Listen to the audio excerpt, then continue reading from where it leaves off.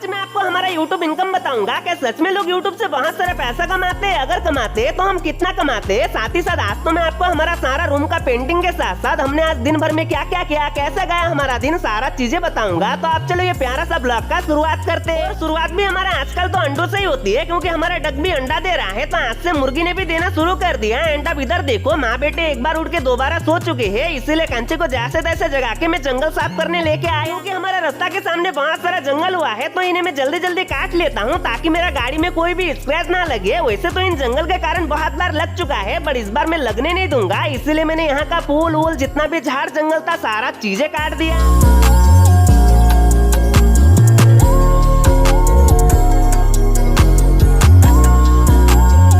और फिर मैं इतना काम करके बैठा ही था कि ऐसा चटपटा बना तो चाचू कहते हुए दौड़ कर आई।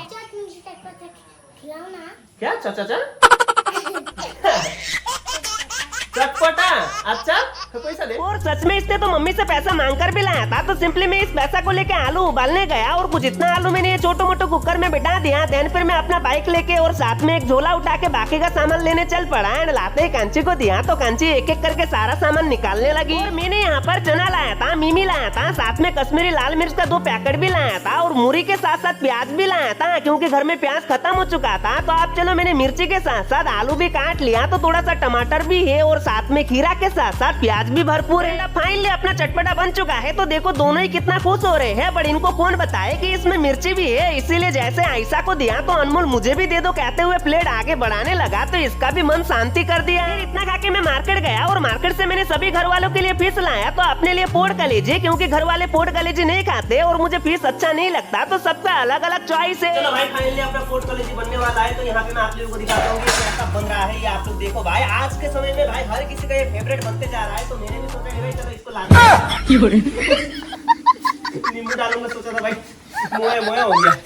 कोई ना, आप थोड़ा सा नींबू निचोड़ लेते हैं, क्योंकि घर में बहुत सारा नींबू पड़ा है। तो आजकल हर चीज में नींबू का इस्तेमाल हो रहा है। और अब देखो कितना बढ़िया लग रहा है। तो अभी खाने के लिए कुछ इतना निकाल लेते हैं। अरे वाह, ये तो बहुत ही टेस्टी लग रहा है। इसीलिए तो कभी ना खाने वाली मेरी कांची मैं भी खाऊंगी कहने लगी, और इसने तो खा भी लिया। लेकिन अचानक देखता हूँ कि मेरी भाभी को एक मधुमक्खी काट लेता है और उनका हाथ भी काफी ज्यादा फूल चुका था। फिर मैं तुरंत जाकर देखता हूँ कि आखिरकार ये मधुमक्खी कहाँ है। तब मुझे इस पुरानी से अलमारी के अंदर एक छोटा सा मधुमक्खी का छत्ता दिखता है, बट भले ही छत्ता छोटा हो लेकिन इसके अंदर बहुत सारा मधुमक्खी था। इसलिए मैंने बिना कुछ सोचे समझे इसे भगाने के बारे में सोचा, क्योंकि इसी के नीचे हमारी मुर्गी अंडा भी दे रही है। तो ये मधुमक्खी हमारे बच्चे को काट भी सकते हैं। इसलिए मैंने एक लकड़ी में आग लगाया और इस मधुमक्खी का छत्ता को निकाल लिया। साथ ही मैंने डक का अंडा और मुर्गी का अंडा दोनों को एक साथ निकाल लिया। और उतने में भाभी और कांची भी जाके जंगली कच्चू का लता ढूंढ के लाते हैं। वैसे हम लोग तो इसे कच्चू ही कहते हैं। आप लोग अपने लैंग्वेज में क्या कहते हो जरूर बताना। पेंटिंग होने के बाद आप लोगों ने हमारा रूम नहीं देखा होगा, तो चलो आप लोगों को दिखाते हैं। तो सबसे पहले हम लोग बाहर से शुरुआत करते हैं। तो हम लोगों ने बाहर में कुछ इस टाइप का पेंट किया है, जो लाइट जलने पे काफी अच्छे तरीके से टलकता है। एंड अब बारी आती है हमारी गेस्ट रूम की। तो आप लोग देख ही सकते हो कि हमारा गेस्ट रूम कुछ इस टाइप का है, जहाँ पर मैंने अपना प्ले बटन के साथ साथ अपना लाइफ का सबसे पहले कंप्यूटर और काफी सारा चीजें सजाया है। एंड अब बारी आती है हमारी भाभी का रूम का, जहाँ पे आयशा पढ़ रही है। तो हमें वीडियो बनाते हुए देख थोड़ा थोड़ा मुस्कुरा भी रही है। तो यही रहा मेरी भाभी का रूम, जो उतना खास तो नहीं है, क्योंकि भाभी का जितना भी सामान था वो सारा का सारा गेस्ट रूम पे शिफ्ट किया है, क्योंकि भाभी हमारी घर की पहली बहू जो थी। इसलिए अब मैं आपको हमारा रूम दिखाता हूँ। वैसे यहाँ का जितना भी डेकोरेशन किया गया है ये सारा का सारा मेरी कांची ने किया है, मतलब कि इसी का आइडिया था। इसलिए तो इतना सुंदर लग रहा है। ऊपर सीलिंग से लेके सारा पेंटिंग और चारों ही दीवार पे अलग अलग रंग। अब चलो मैं आपको हमारा पूजा रूम दिखाता हूँ, जहाँ पे हम लोगों ने किसी तरह का पेंटिंग नहीं किया है, क्योंकि बाहर के लोगों को अंदर जाना मना है। इसलिए पिताजी ने कहा कि जब हम लोग अपने पूजा रूम को दूसरे रूम में शिफ्ट करेंगे तभी हम लोग यहाँ पे पेंटिंग कराएंगे।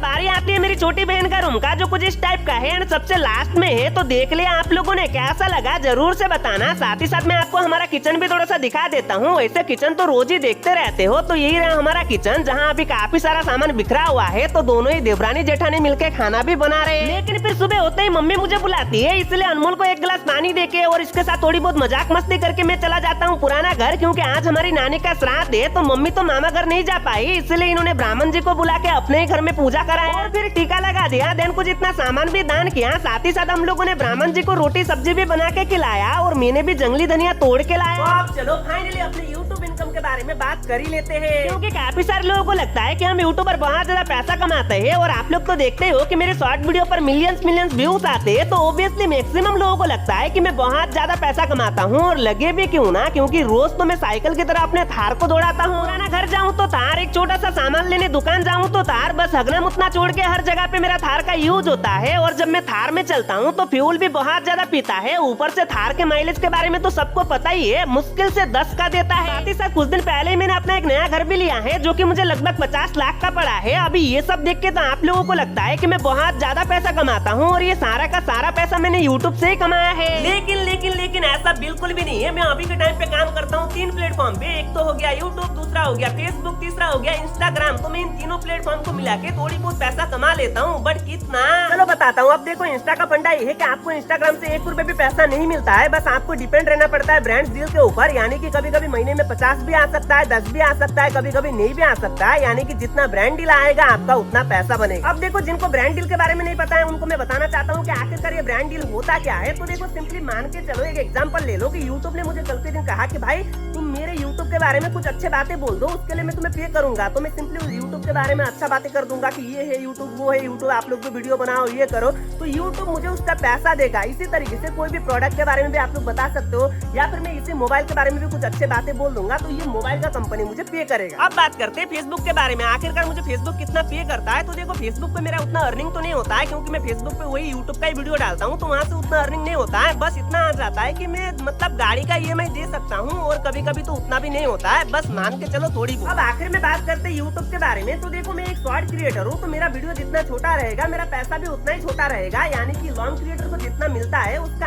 आधा मुझे मिलता है। अगर मैं भी लॉन्ग क्रिएटर होता या फिर मैं लॉन्ग वीडियो रोज इसी तरीके से डालता तो मुझे भी बहुत ज्यादा पैसा मिलता है। बट फिर भी मैं आप लोगों को एक वीडियो का अर्निंग दिखाना चाहता हूँ, जो कि मेरा इस वीडियो पे 48 मिलियन व्यूज गया है। तो इस वीडियो ने मुझे कितना पैसा कमा के दिया, तो यहाँ पे मैं सिंपली रेवेन्यू वाले सेक्शन पे जाता हूँ। तो आप लोग यहाँ पे देख सकते हो कि मुझे एक वीडियो से $319 मिला है, जिसे अगर मैं गूगल पे मतलब यहाँ पे डॉलर टू रुपीस में कन्वर्ट करूँ तो आप लोग यहाँ पे देख ही सकते हो कि 27,000 के लगभग है, 27,300 रुपए कुछ बनता है। यानी कि एक वीडियो से मुझे कुछ इतना मिला है। और अगर आप लोगों का शॉर्ट वीडियो पर अच्छा खासा वीडियो चल गया तो आप लोगों को अच्छा खासा पैसा मिलेगा। अगर नहीं चला तो वही एवरेज थोड़ी बहुत आ जाता है। और यूट्यूब पे ब्रांड डील वगैरह भी अच्छा खासा मिल जाता है, तो भाई अच्छा खासा ही होता है। बस लॉन्ग क्रिएटर को थोड़ा सा ज्यादा मिलता है, शॉर्ट क्रिएटर को थोड़ा सा कम मिलता है। बाकी ये वीडियो कैसा लगा कमेंट करके जरूर से बताना। और साथ ही साथ आप लोग जब सब्सक्राइब करते हो ना तो नोटिफिकेशन बेल को ऑल पे दबा देना, ताकि मेरा ऐसे इंटरेस्टिंग वीडियो आप लोगों के पास आता रहे। चलो बाय।